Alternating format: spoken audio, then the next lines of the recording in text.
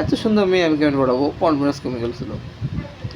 2 নম্বর হচ্ছে কি, মেয়েটা ভাই হেবি সুন্দর। ওই বাদ দে, আপনাদেরকে জ্বালাইলাম আমি। আমি বলছি ও মেয়েটা অনেক সুন্দর। এখন পটানোর প্ল্যান আমি করছি। আমি সবাই এখন জানি গেছে, সবাই এখন জ্বালাচ্ছে ওই ধরনের নেমের কথা কয়। এটা একদম মিথ্যা কথা। ওই আমাকে ঘৃণা করে ভাই। এক নিউটনের থার্ড ল, আপনারা জানেন, every action has equal and opposite reaction. তখন আমার ওর ইকুয়াল আর অপোজিট রিয়াকশান মানে বুঝতেছেন, হেড করি আমার দেখি বোঝা যাবে হেড করে, কারণ কি পাত্তা দেয় না ভাইয়া, পাত্তা দেয় না।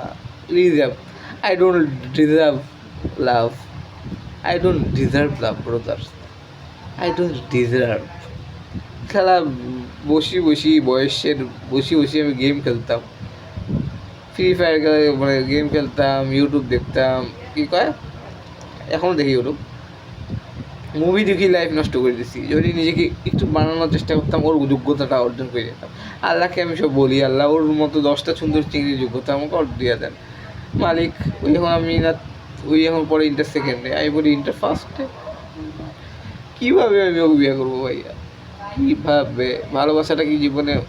আর ভাই কী বলতে চাচ্ছিলাম? হ্যাঁ, আমি লাইভ স্টুডেন্টের কথা বলছিলাম। আমার একদম ঠিক, আমি যা যা ভালোবাসার জন্য করছি ভাই কেউ করে নাই লাইফে। হিস্ট্রিটা না করতেও পারে, আমি অত কিছু করিনি। আমি জানেন, আমি কোচিং সেন্টার গেছি, ওর সাথে ক্লাস করছি, ওর সাথে কথা কই নাই, কথা বলার চেষ্টা করছি, ওইও আমার সাথে কথা বলার চেষ্টা করছে। ভাই ভালোবাসে নাকি রে আমার? ওই আমাকে ভালোবাসে মনে হয়। ভাই নিজের চেহারাটা দেখ ভাই, একবার চেহারা দেখলাম ভাই, একবার হ্যাঁ না বলবি ভাই, গিফটটা তুই দিবি কেমনে? তোর কাছে টাকা নাই ভাই রে, আমার কাছে টাকা নাই।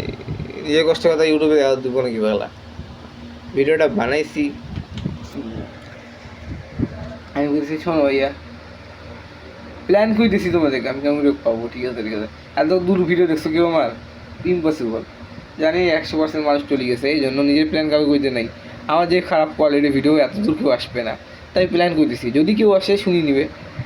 তো প্ল্যানটা হচ্ছে সিম্পল ভাই, ভালোবাসার প্ল্যান। আমার ভালোবাসার প্ল্যান একদম সিম্পল। এখন কবো তোমাদের ভালোবাসার প্ল্যান, আমি তো এতক্ষণ বোকাচোদাগিরি করছি যাতে তোমরা চলে যাও, প্রথম ভিডিও দেখার আগে চলে যাও, বুঝছো?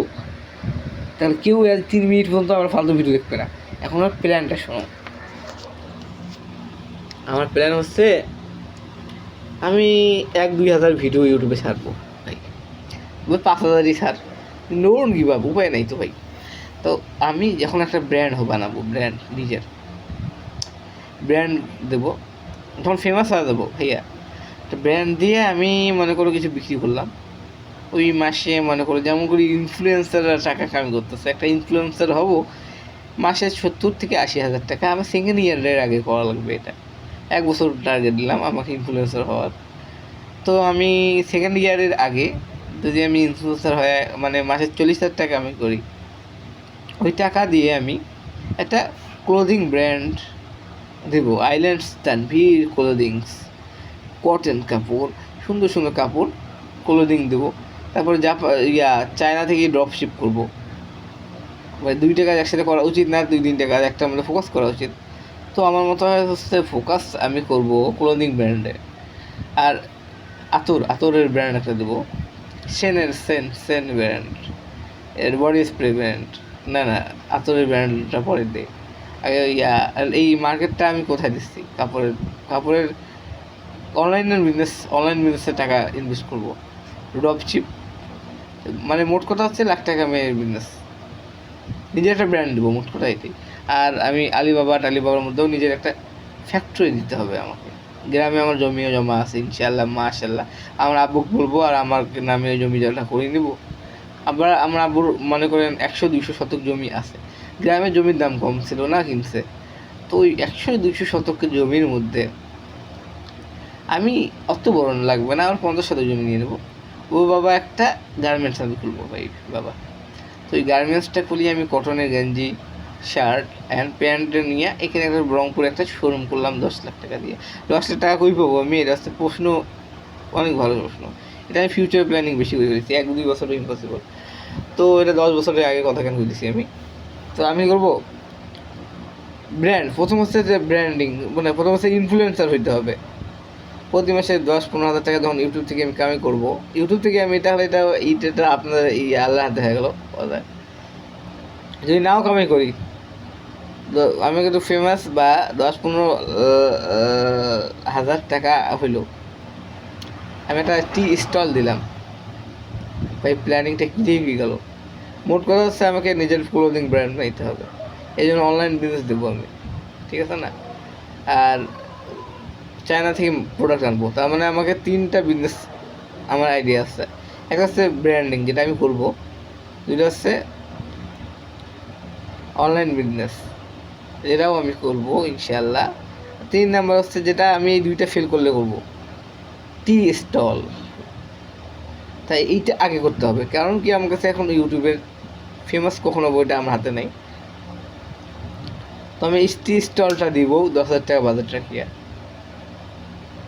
ইন্টার ফার্স্ট ইয়ারে বলতেছি, আর্টস সাবজেক্টে স্টেশনে ভাবতেছি দেই একটা টি স্টল।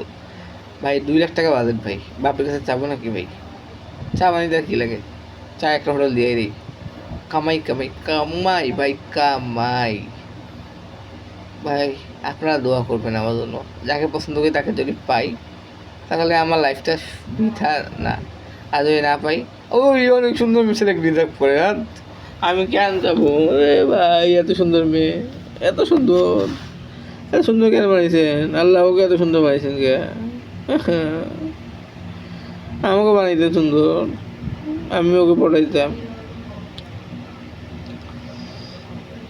আমাকে ওকে সুন্দর বানিয়েছেন, আমাকে বুদ্ধিমান তো বানাই দেন, সমঝা করো।